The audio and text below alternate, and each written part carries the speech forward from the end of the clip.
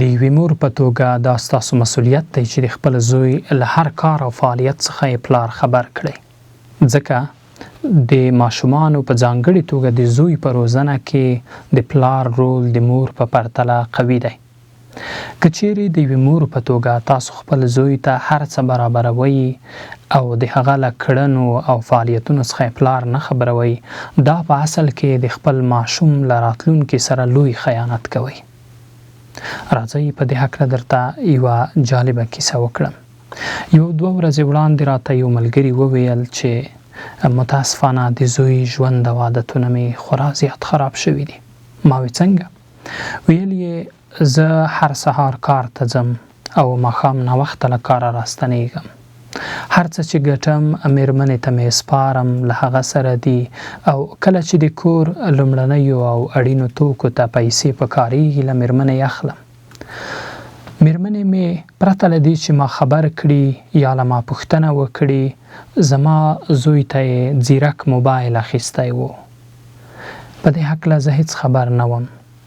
څو ورځې وروسته مې چې د خپل زوی ځیرک موبایل وکتلو، له بده مرغه ټول یې پکې فحش او ناوړه شیان پلټلي وو. شوک مې وخوړ، د خپل زوی راتلونکي ولړزولم. وروسته چې مې هر څومره هڅه وکړه، د زوی هغه پخوانی حالت مې ولاړو. د زوی رویې او عادتونو مې تغییر ونه کړ.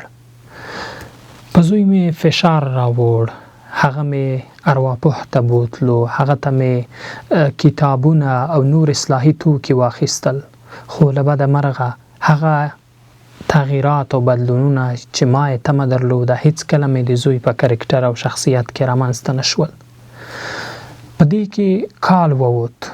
1 کال وروسته وپوهېدم چې زوی مې نشې کوي، د بدو او ناوړه ملګرو سره ناسته ولاړه لري.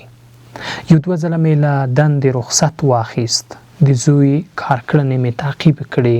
زوی مې د ښوونځي او کورس په بهانه له کوره راوتلو، خو ښوونځي یا کورس ته د تګ پر ځای له خپله ناوړو ملګرو سره په نشو او فحشاو پسې ګرځېدلو.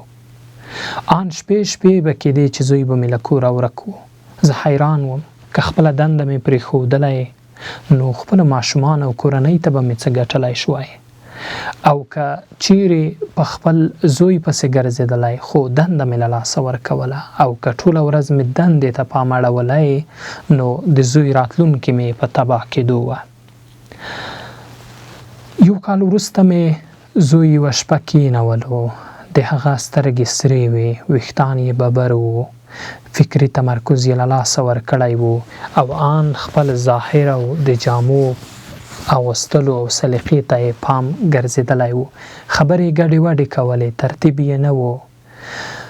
د زوی د نن ورځې خبره او تصویر یې د هغه له 1 کال مخکې تصویر او خبرو سره خورا زیات توپیر درلود. څېره یې مړاوې شوې وه. تا به ویل چې د 1 کال مخکې په پرتله یې 7 کاله توپیر کړی دی. دا ټول څه و او د څه پایله وه؟ دا ټول د دې پایله وه چې یوې مور د مهربانۍ په فکر، د مورولۍ د عاطفې په فکر، د خپل خاوند په پیسو خپل ماشوم زوی ته ځیرک موبایل اخیستی و، انټرنیټ یې ورته فعال کړی و، خو له پایلو یې نه وه خبره. نو زموږ میندو، راځئ دومره بېغوري ونه کړو. ستاسو د ماشوم پلار ستاسو د ماشوم دښمن نه دی.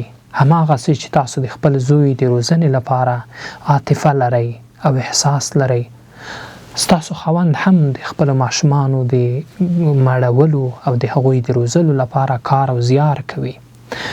راځئ د یوې ښې او الګو مور په حیث د خپلو ماشومانو په ځانګړې توګه د خپلو زامنو په هکله هیڅ خبره د هغوی له پلار پټه نه کړو. مور او پلار د ماشوم روزنې 2 وزرې دي. یو ښه ماشوم به په هیڅ صورت په 1 وزر ونشو روزلی او په 1 وزر به الوت ونه کړی شو. هماغسې چې مرغۍ په 1 وزر الوت نشي کولی، مور هم په یوازې ځان خپل ماشومان ښه نشي روزلی.